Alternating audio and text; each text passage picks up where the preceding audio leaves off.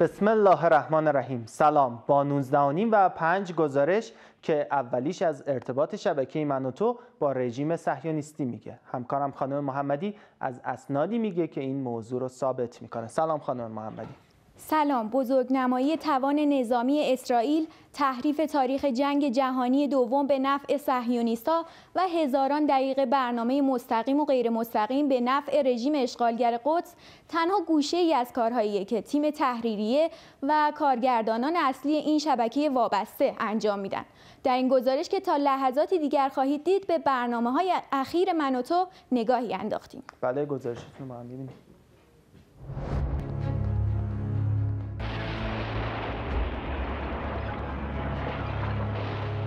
مرثیه خوانی برای سناریوی صهیونیستی هولوکاست. پروسه پاکسازی نژادی نازی‌ها پروسه برنامه‌ریزی شده و قدم به قدم بود.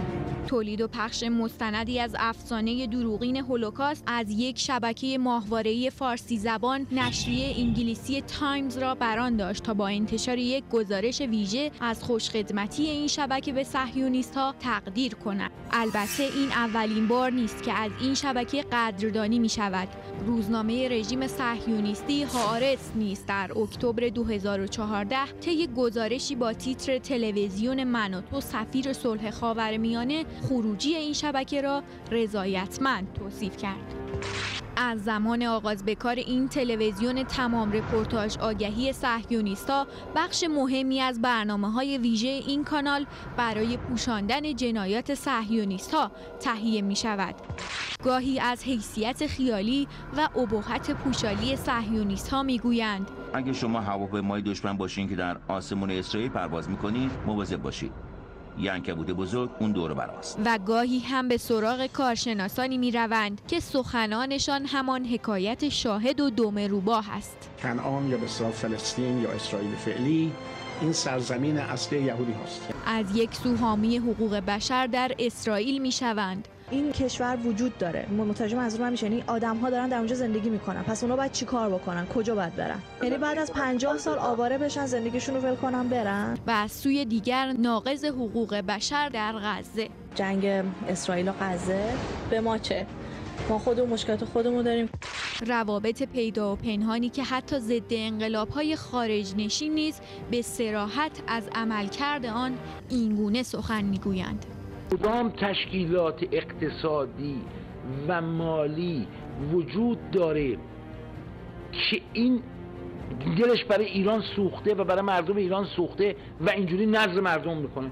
حالا بابا بی بی سی خیلی خوب، بی بی سی میخواد از منافع دولت انگلستان دفاع کنه، میفهمم.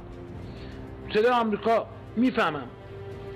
ولی یه تلویزیونی که نه آگهی داره، نه کمک مالی میگیره، نه درآمد داره، نه ظاهرا از هیچ دولتی دفاع میکنه، این آخه چرا؟ این چراشو یکی بیاد بگه چرا؟ وابستگی‌های سیاسی و مالی که البته از چشمان تیزبین مردم هم دور نمی‌ماند و با نوشتن پیام‌ها و کامنت‌هایی اینگونه به آن واکنش نشان می‌دهند. سراسر فضای اجتماعی، شبکه‌های اجتماعی، وبسایت، هر جایی که من رفتم گزارش‌ها رو پیگیری بکنم که چه گزارشی رو بدم، زیرش یه مش فحش و بد و بیرا یا یه سری تهمت که با CIA رابطه دارین، با موساد رابطه دارید. ولی خب این مسئله همیشه بوده، ولی توی این حدود 3-4 هفته اخیر خیلی شدت پیدا کرده. عمل کردی که علیرغم لاپوشانی‌ها و انکارهای مکرر این شبکه وابسته باز هم برملا می شود تا کارنامه سیاه آن را بیش از پیش برای مردم